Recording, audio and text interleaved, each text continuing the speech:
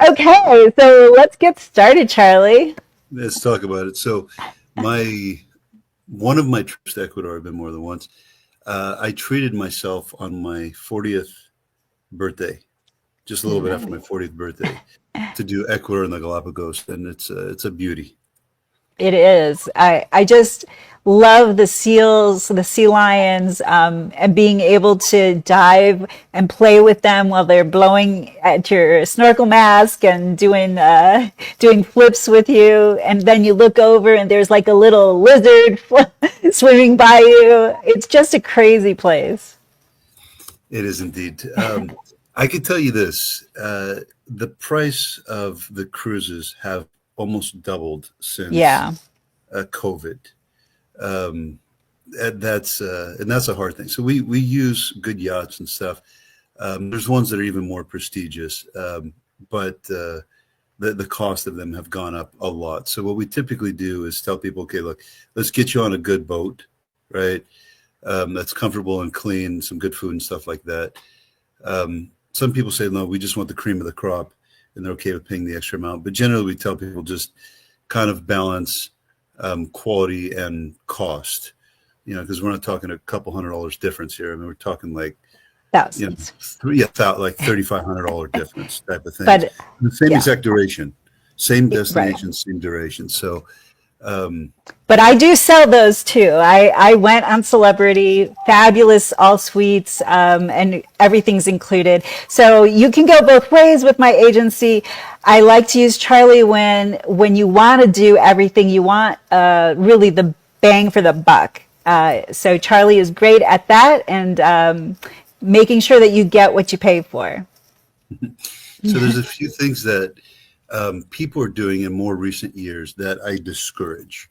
One of them is the just pure day trips.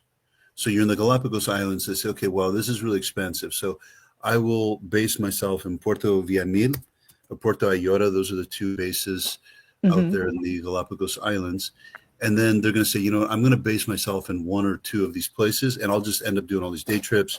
I'll see all the same stuff and save myself money. And, you know, Right. it sounds great in practice. It doesn't work because you end up spending more time in transit than you are actually getting to these places that you want to spend your time in. And So not only that, but they cancel last minute. And so if you've depended on this day trip that you want to go this one day, and then they cancel on you, and you're out of luck for seeing anything that day. exactly. So that's another layer of problems with those type of excursions. I mean, we do it, but to a limited extent, and I'm going to explain in a second how we do that. Um, but if you're going to do only that, yes, you're going to be spending way more time getting to and from. Okay.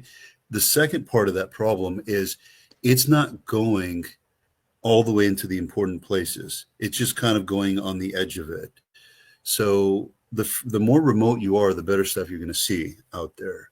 So when you're on like a yacht, for example, you go to that place that the day trip goes, and then you can go even further and further and further. You can't do that when you're doing these day trips from the villages. The Yeah. second part is these boats that take you tend to be bigger. And then for environmental laws and all this kind of stuff, they're not allowed to get as close to these beautiful places when you get in the water and you see all like a circus inside there with animals. Because they're bigger boats, they can't get to all that stuff. It's the same thing when you take like an actual ship cruise in the Hmm. Galapagos. You don't want that. So you want relatively small yachts so you can one see more area, spend less time just getting to and from, and get deeper inside. You need So small boats. right. And what the big ships do, like celebrities, bigger ships, they put you in zodiacs. So you put 8 to 12 people in a zodiac, and then you can go on land that way. But you have to take turns because you can't have everybody out there at once. There are laws about how many people can be on land. Yeah, that's correct. They also don't go as deep inside as the yachts do, even with the Zodiacs. But you know, to each his own. Some people want like the ships and more. They want more of an experience like, hey, I'm on a ship than the place they're visiting. For me, in the Galapagos, I want to see the cream of the crop stuff. So Yeah. I want to get deep in there to see it, and I don't care if it's remote or whatever. There's places that they would take me to, and just on the surface, they're like, okay, why are you wasting my time here? Like, we're just in the middle of nowhere. They're like, okay, put on your wetsuit, because the water in some areas is cold. Yeah. Some is warm. Other places, just for whatever reason, I'm not a geologist to understand all this, but yeah, certain places are really cold. So you put on the suit, put on the goggles, the whole 9 yards, and you're like, why am I here? And then you get yourself inside the water, you see, and it's a whole different world. It is. It's just, and there's seals looking right at you, and they're doing these little spins. They go around you, and there's other animals. I mean, it's like, for me, I got so amped when I did that, with just so many animals circling all around me. You're not going to get hurt. Nothing's going to bite you. Um, but just being a part of this was really like a wow, you know. So I think kind of for people who don't even understand Galapagos at all, we're talking about the part of the world, South America, where Darwin went and found these very remote islands where there's different species on every island. So that's how he came up with his theories about evolution. So it's just a really fascinating place to be, and there are lots of little islands. There's a north loop and a south loop, so there's lots of places to go that are completely different. Every single island is different. Hmm. Indeed, the whole Darwinism stuff and evolution, it is really fascinating, even for people who don't believe in it. But just going from one island to the next and seeing the difference in appearance of these animals, the birds and stuff. I mean, you got like the blue-footed birds. Boobies, blue-footed Yeah, boobies. boobies. Yeah, everybody likes boobies, you know. They even have a T-shirt that says that. Come to Yeah. Ecuador and see all the boobies. So, um, And those blue feet, I mean, they are like really bright blue. They're beautiful little feet. yeah, yeah, indeed. Yeah, so to see all these little, and then you have like you have some of the seals, some of them swim, some of them don't, this and that. And from, I guess, all of that, he was able to kind of figure out that just we as creatures adapt to different environments. And then he started exploring the things with humans and, how the possibility that we share DNA with primates and all this kind of stuff. So it makes perfect sense to me. It really does. And I think there's a misconception from a lot of people who do think that they can just fly to this country, stay in a hotel, and do day trips, and you're seeing everything. It's totally not at all the same. So you first of all, you have to go to an island to have a hotel. You're not on mainland. And then you're out there trying to get to the different islands, and they're just far away, so you can't get to them. That's why, as Charlie said, you can't do it in a day trip. Yeah. So yeah, we're going to cover all that stuff right now. So Okay. the it's a good point. So the mainland is something I definitely want to cover with you as well. I think a lot of people neglect the mainland, and it's Yeah. really Keto. not just Quito. I mean, which is Oh. one of the prettiest colonial cities, but also the Quilotoa, which is this caldera. We're going to get to all that stuff, but this Okay. stuff is just as beautiful as what you see in the Galapagos Islands, and people just skip it, do Galapagos, and call it a day. Um, the Galapagos Islands were never fought over by the colonists, so they didn't think it was worth anything. And then suddenly they're like, wait a minute, this is the backbone of our economy almost. Um, Mm. and people were coming there and they want to see it. So there are islands there that look like Jurassic Park. And it's amazing to see the behavior of these animals. Like some of the iguanas and all that. And the sounds they make, and you're Yeah. there and they look at, like, if you want them to move, they kind of look at you like, hey buddy, you don't see that I'm here? Like, there's no fear of humans or anything. Mm-mm. It's crazy. Like, even flies. Like anywhere else in the world, when you go like that with your hand, the flies, they run. But over there, like it's almost like because they didn't see humans for so many Mm, hundreds of thousands of years that their whole response mechanism is like they don't care you're here, but you know right. they You're just it's part of their world now. yeah, really Yeah. complete different response mechanism to how they operate over there. Um, so you talked about the different areas of the Galapagos. There's the eastern, there's the western, there's the north. There is no one cruise that will cover everything. Mm-mm. So what we typically do, we do the Western Galapagos, which covers a lot of the important stuff. And then what that cruise doesn't cover, we usually do base you in Puerto Ayora, which is a village over there. And we do 2 day trips. So, and you end up covering stuff that obviously you can't because, going west, now we're taking you north and east and stuff like that. Mm. And this way you get a better overall idea of the Galapagos as a whole. So, like Bartolome Island, that's where they have that famous split of the beaches, and it's like Hmm. one of the postcard photos of the Galapagos Islands. Most of the cruises don't go there. So, I tell people don't only do cruise, don't only do day trip, do a little hybrid of them. Obviously, with more part of it though being the cruise. I would also recommend that you go in a season that you're interested in what's happening during that season. Like I was there during the nesting season for the, oh my gosh, I can't think of the name of the bird. It's the bird that Big Bird is named after, or has is created after. I can't think. Do you remember what they're called? I don't remember. But the babies are just adorable little mini big birds. And I wanted to be there during their nesting season. So that is how I booked it. So if you care about wildlife and you care about specific timing, it's good for you to think about that up front. Mm. Yeah, indeed. There's different like seasons for different breeding and stuff, but it is popular year round. Yes. Yeah, there's some places are very seasonal. The Galapagos Islands are popular year round. Regardless, you're not going to be flying directly into the Galapagos Islands. You're going to fly into A, Guayaquil, which I don't recommend, or B, into Quito. That's the one that I tell everybody to arrive into. Mhm. Um, we highly encourage, and the way we do our package is with the mainland. We recommend that people do both the mainland and the Galapagos. We do that in 12 days, including the day that you arrive and depart. You first arrive in Quito, and from Quito, you can make really nice day trips.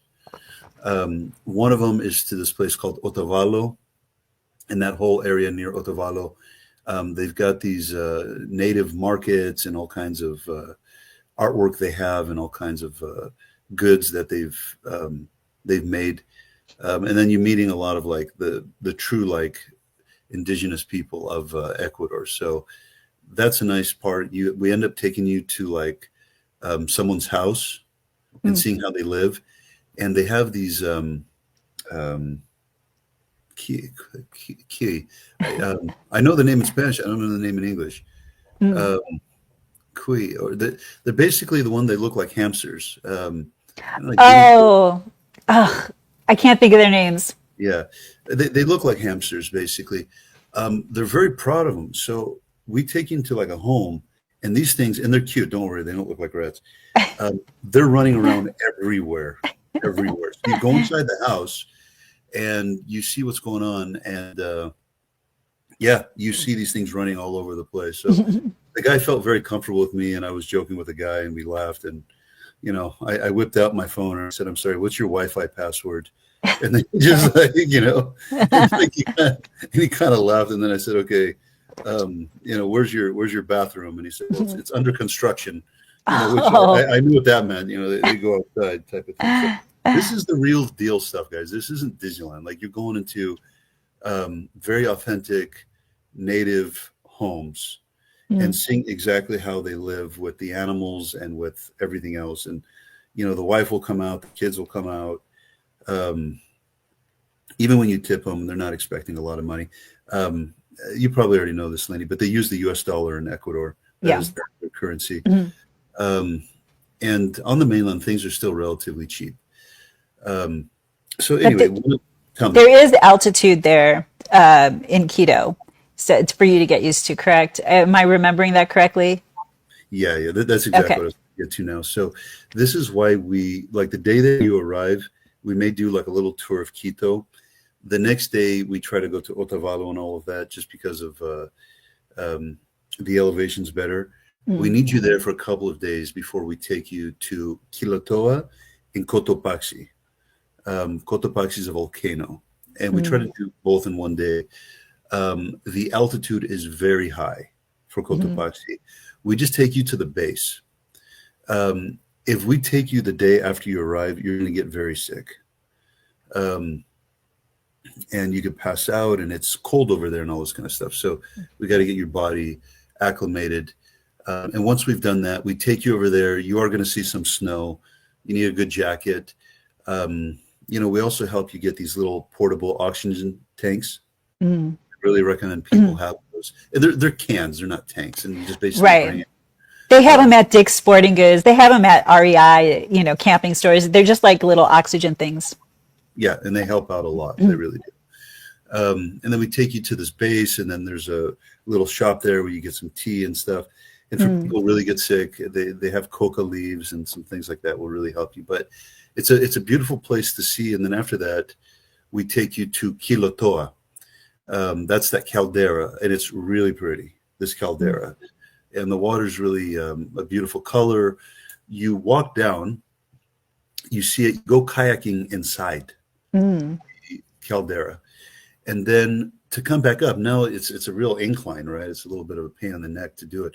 So we provide you with a donkey, and you use a Ah. donkey to come back up. So yeah, that So that I used a donkey in Santorini, and people give me a really hard time on YouTube about my using a donkey. So is it good for the animals? Is there some humane use of the donkeys? well, there's two parts. Number one, don't let yourself get too heavy. You know what I mean? You know, just take it easy with the French fries. Um, but my thing is that, like if you want to walk up, you're not going to offend me.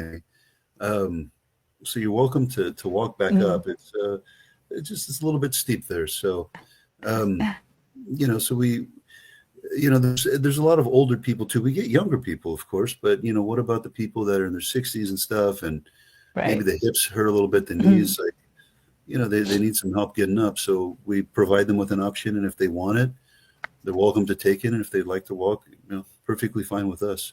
As mm, long as they see the beautiful places, we're happy. right. Um, and then what we do before you fly to the Galapagos Islands, we do a tour in Quito itself with the colonial architecture and squares and cathedrals and these pretty streets and everything else. There's also some good nightlife for anybody who wants to see that. But I would definitely rank it among the prettiest cities in Latin America. I would put in the top 10 for sure. And you must go to the equator while you're there. Or you, I get mixed reviews on that one. oh, really? Yeah, I do. Well, number one, they miscalculated. Okay, Mm, so the spot that they take you to is they're a little bit off on that thing. Um, so that's number one. The second part of it, there's nothing you really see. So it's right. not like it feels any different or looks any different. It just imagine me taking you to like a parking lot or something. Okay, I tell you, okay, here's an equator, but nothing happens. You know what I mean? So some people get let down by it. Mm, Sometimes people ask us to take them, and we take them, but we try to make their expectations realistic and just know what it is and what it's not. right. Usually, for people who put a little bit of thought into it, they just say, you know what, like, just give me all the time in Quito itself because there's so many pretty things to see over there. There's a Hmm. cable car. We take you to get beautiful views. There's nice restaurants. The food's really good over there. Yeah. Um, so, why don't we just spend the whole day in this very romantic, charming colonial city? And, it's okay as you guys want. It's a private tour, so it's easy for us to Mm. pick and choose that. So just Um, to explain too, Quito is in the country of Ecuador. So we're talking South America, that's the mainland. You're going to land in Quito, and then from there you take a smaller plane to Baltra to get to the Galapagos. Correct. And sometimes people have extra time. There's this place called Baños where they have just these outdoor activities. That tends to be more for kids who just want to kind of play and that kind of thing. Um, it's not that there's so many pretty things to see over there. It's just guys who want to meet other backpackers. Typically, we don't put that one on the tour. Ecuador also has the Amazon. I've been over there, of course. There's other areas of South America that have a little bit of a better experience with the Amazon, but Ecuador has that. But yeah, the mainland part where the Andes are and the Galapagos are the two most popular places for sure. Most of our tours, you can start on any date. The two exceptions, Egypt and Ecuador. And they're for the exact same reason. And that's because the cruises have fixed departure dates. Right. Um, But they you know, go all year round. It's not correct. like you have to go this specific day in February or whatever. It's continual. They keep going, but so the cruises have fixed departure dates. So let's say the cruise is on the 6th. Usually they have 2 or 3 start dates during the month. So let's just say, for example, the 16th of February, they got a cruise, right? So we're going to 12, 13, 14, 15. Yeah, so we'll need you in Quito on the 12th of February, you see, because we're going to do the mainland first. And then basically we're going to get you flying out on the 16th so you can be taken onto the yacht. Right. So, and just to explain too, so there are a number of cruise lines that do Galapagos cruises. So what we're talking about with Charlie's tours is that he is using these yachts, not a cruise line, right? Correct. So if you want the cruise lines, there's more departure dates. There's more of this stuff. The disadvantage is what I was describing earlier, that they don't cover the area as well as the yachts do. But to each his own. Some people say, hey, look, I'm sorry, I can't compromise on the dates. I'm okay with seeing a little bit less as long as they accommodate my dates. And then other ones are saying, no, I want to see the best of the best. And if I have to move my dates around 5 or 6 days, then I'll do it because I, only have one chance in my life to go there, type of thing. So Right. And availability on these little yachts is smaller because there's not, how many people do they accommodate? exactly. So these yachts have typically something like 10 rooms, 9 rooms, Yeah. things like that. So it's not that, there's so many people going on it, but, you figure 10 rooms, that's 10 bookings. So they do fill out relatively quickly. They're more popular than the big ships. So I tell people to try to book out as early as they can to get themselves a good date in a good cabin room. We also discourage people. They can travel solo. We do get solo travelers doing this. But often the case is there's the supplemental fee on the cruise. That's not something that we impose, but pretty much if they didn't do that, everybody would say, just give me my own room, right? Right. So they have like a 50% supplemental fee on the cruise. The way around it is to share it with somebody, another solo traveler. So the way they do that is they will sell it to you at the regular, well, we sell it to you at the regular price, but they will reserve the right to put someone of the same gender as you in there. And these are small rooms. So if you don't know somebody, it's a pretty small cabin, but some people are great about sharing with anybody. They don't care. But if you care about that, just pay the extra 50% and get your own room. Yeah, for me, I don't want those kind of surprises. I don't want to be in my boxers sleeping like a baby, and all of a sudden some guy with a huge mustache walks in, and hey, buddy, I don't know who you are, but nice to meet you, type of thing. So, yeah, so either pay the supplement or bring somebody with you, and Right. Bring a friend. Yeah, bring a friend, a wife, somebody. You know what I mean? Um, uh, so that's kind of what that is right there. So you do need domestic airfare from the mainland to the Galapagos Islands. Um, So we that's set, not included in your package. no, we include it. Oh, you do? We include it. Sometimes people though want to get their own domestic flights because they have points with a credit card, for example. Hmm. Um, and we do it. You know, it's fine with us. We're flexible with that kind of stuff. And But we do book your air. We tell you when you need to fly and stuff, so you don't have to worry about any of that. But if you have specifics that you want, of course, let us know. yeah, and I tell people, please don't calculate this yourself. It'll blow up in your face. So Hmm. both this because this one's not common sense. The two countries that are not common sense with flights, Brazil and Ecuador. Um, so what ends up often happening, to be honest, with you more times than not, I can't believe it's raining right now. Um, what happens more times than not, um, we have to buy one-way flight into Quito, another flight leaving the country, and then you get the domestic flights.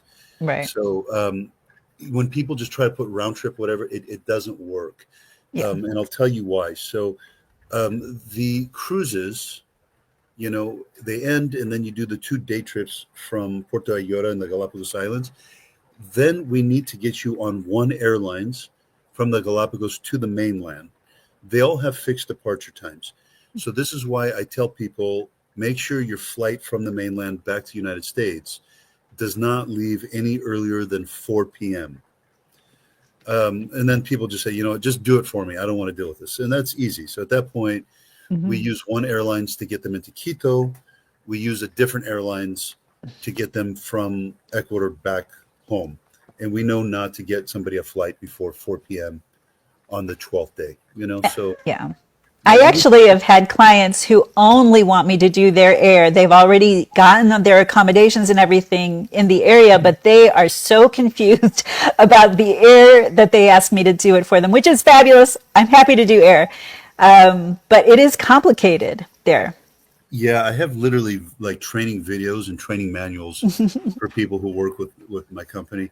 And like there's literally a whole script and figuring out how to do it, not common sense at all. Um, so yeah, that's what that is. The food's good there. They have this fruit. It's my second favorite fruit in the whole world, Mm. grenadina. Grenadina.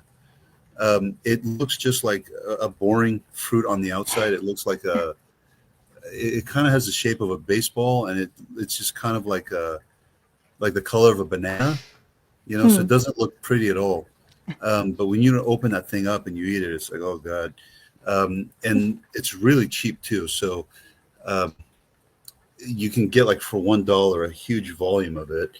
Mm. Um, so anybody watching this video, please bring some back home to me. I I miss those things. Okay, so let's get back to your tour. So you get the small plane then into Baltra, where you start. You're basically at the beginning of the Galapagos Islands. So the day after we've done all the mainland stuff, and we've now flown you from Quito to the to the airport. It's the Baltra airport. Mhm. We have you picked up at the airport, and we get you from the airport to the yacht So straight. you're going by a water taxi. It's both land, water, land again. Mm. But I mean, you're just with your tour guide, so you know, Right. you're not going to have to figure this stuff out for yourself. I just Uh, want to make sure people get that you're not flying to another mainland. You're flying to an island. you're flying to the Galapagos Islands Right. from the mainland, you know, and then there's somebody there with the sign and all this kind of stuff. You do have to bring cash, $200. We try to make everything inclusive because we don't really like surprising people with fees. Mm. Like to pay this out of your pocket, it's annoying. But this is one that's unavoidable for any company operating in Ecuador.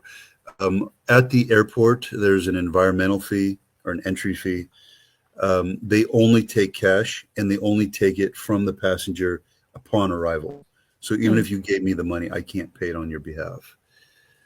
Um, Okay. so yeah, when you first arrive, there's that $200 thing, and you pay it, and then they let you in, type of thing.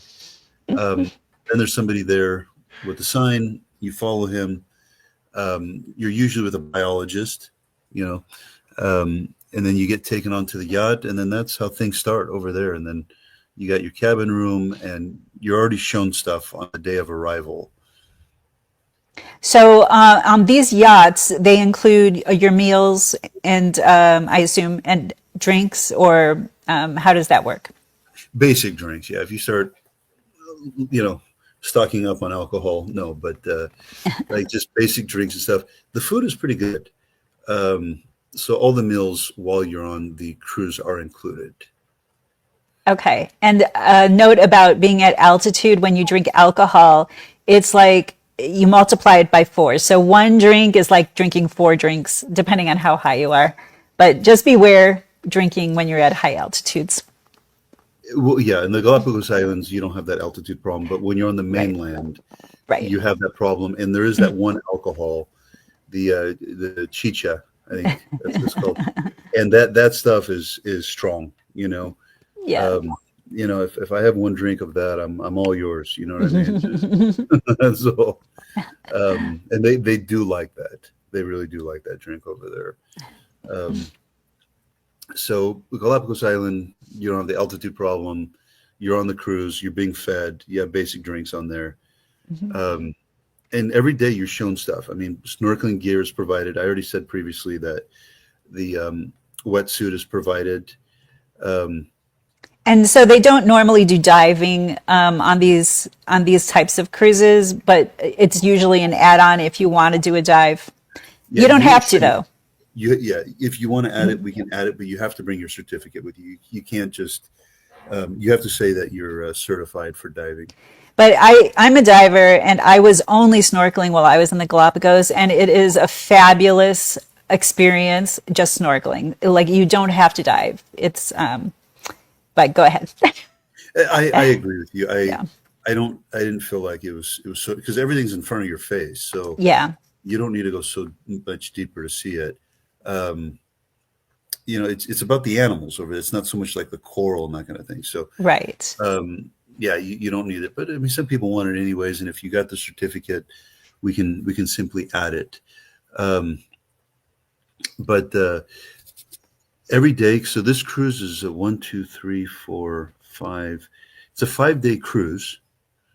They have ones that are longer, but 5 is a good duration, in my opinion. And you see good stuff. I mean, you see that we talked about the blue-footed boobies, penguins. You see penguins, that kind of stuff. You see these iguanas as well.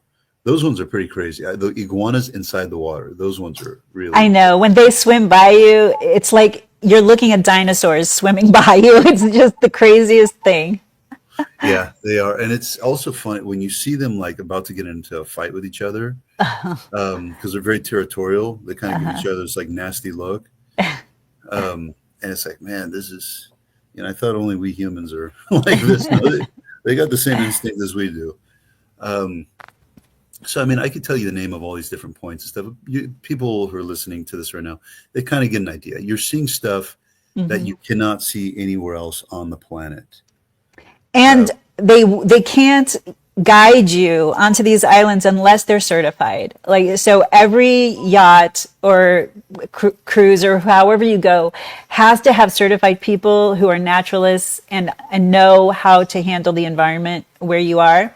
Lots of regulations. Yeah, they're usually biologists and stuff like that. So they're basically doctors who are taking on these excursions.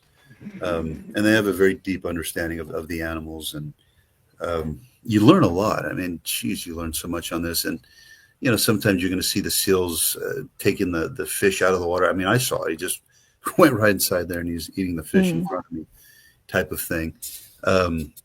So on the cruise I was on, we got a choice of whether to do a super strenuous hike every day or a mild hike. Like that was the kind of choice we had. You don't get to choose like where you go. So on the yachts, do they have an easier hike and a strenuous hike? Same. So the destinations are fixed, and then people who just usually the first half of it is easier, and then from there it's either would you like to go back or would you like to continue type of thing, and then when you're continuing, it's a little bit higher elevation and then whatnot, and yeah, some people say I want to go back. Other people they say no, I want to see what's next because there's always something Right. next. That's a big deal. So And if don't feel bad about using walking sticks. Like some of these islands, I use two walking sticks so I could stay upright because it's like you're on another planet. It's a very different topography. Yeah, yeah. That's exactly right. Yeah, those sticks are. I didn't use them, but most of the people around me, they were using them. So nothing wrong there. You're also going to see sharks over there. Typically, these aren't sharks that bite you, so don't get freaked out. I mean, I had sharks swimming right next to me. I did not see any sharks while I was there, so that's crazy. Yeah, but these are just sharks that just like they don't care about you. Um, and then typically on the ninth day of this 12-day tour, we give you a tour in the morning, and you're going to see more animals. And then after that, we get you off the yacht and we take you to Puerto Ayora. I've talked about that previously. And Um, that's the, Santa Cruz Island, right? that is Santa Cruz, yeah. And we take you to Puerto Ayora. You stay at a nice hotel over there. The day that you arrive, we take you to these crevices. They're called Las Grietas. They're really pretty. And it's just like they're crevices. I don't know another way to describe it, but that's what they're called. You go swimming over there, and the rock formations are really beautiful. And we also take you to Tortuga Bay. That's where you have this like long beach with white sands, and it's more of a tropical experience. Um, And then Santa Cruz, where there's the tortoises also. yeah, and we take you to those though. Those big old the turtles. Yeah, Yeah. we take you to enough of that when you're on the cruise. So now that you're off the cruise, we're showing you other stuff. We're showing you more about like I see. the scenery now, how pretty the scenery is. Because the yacht is more about the animals, not so much about the pretty outside surroundings. When you're on the land, now we start showing you the pretty surroundings Gotcha. and stuff. So then the next day after that, we take you to Bartolome Island. That's where it has those two beaches that split off. That's one of the like postcard photos of the Galapagos Islands. But on that day trip, you're taking us some other nice places where you see some really impressive animals as well. So it's not only about that nice view. You also see like more turtles and penguins and sharks and all these multicolored fishes and stuff like that. Um, and then we just have one more day trip. From there, we take you to Floriana Island. Oh, okay. You I was go, at both of those. you what? I went to both of those. You went? Floriana. Good. Yes, Bartolome and Floriana. Yep. Yeah, they're all good stuff. And then on the 12th day, we get you from the Galapagos Islands to the mainland, and then you typically take a flight after 4 o'clock back to North America or wherever you're going. Typically, those flights leave a bit late, so they kind of be red eye. Right. So some people say, you know what, I don't like taking a late night flight. I want instead just to sleep in Guayaquil. That's the other international city in Ecuador, so Quito and Guayaquil. And they'll say, you know what, just let me sleep over here tonight, and then the following morning, then I'll take the international flight. And we say, okay, no problem. So what we end up doing is picking you up, taking you to a really nice hotel not far from the airport. They got a nice swimming pool and stuff. People kind of relax and then fly out the next day. So, so the reason lots of people don't do the Galapagos is because it's very pricey. If you do it with Celebrity, these suites, I think it's a minimum of 5K just to get the cruise part and not to do the pre and post and all of the things that you want to do with it. So with Charlie, though, it is much more value oriented. So how much is it per person for your 12 nights? Now I'm going to get on my computer. Let me look this thing up. Okay. Everything else I always have memorized. This is the one that I don't. Okay, yeah. So this one, so you talked about 5,000 and you're on a bigger boat that takes you to fewer places. Okay. Well, I don't know about that, but okay. All right. All right. They do it differently, let's just say. They do it differently. So that one alone is five. This one, including five-star hotels on the mainland and lodging in the Galapagos Islands and the yacht cruise, the whole thing, that one is, it is, let me see, 43.91. So that's the mainland and Right. and then if you want the domestic flights included, that's another 550. So, So I mean, it's hard to get really super low cost in the Galapagos. The people who nickel and dime and try to break it up and go to a hotel and day trips and do it that way, they really don't have a good experience with it all. You know, I would definitely say spend the money. Like you need to spend the money to get the right experience in the Galapagos. yeah. Yeah. So I just totaled with the domestic flights. It's 49.41 with the hotels and with the cruise and the domestic flights. So it's a good deal. Value. It is. It's a good value. And when I said starting is five, it can go up to 15,000 a person. Like I mean, it's not five is just your total low cost entry level. So. Yeah. So it's a great value, and you get everything. You get your guides, the whole thing. It's a little different doing these kinds of expedition kind of cruises than you would in a normal cruise. Like you don't have excursions. Everybody does the same thing every day. So Yeah. and it's all included. It's a program. But I love Galapagos. It's I've been all over the world. I know Charlie's been all over the world. I had 7 continents. It's one of my top 5, I'd say, in the world of where I've been.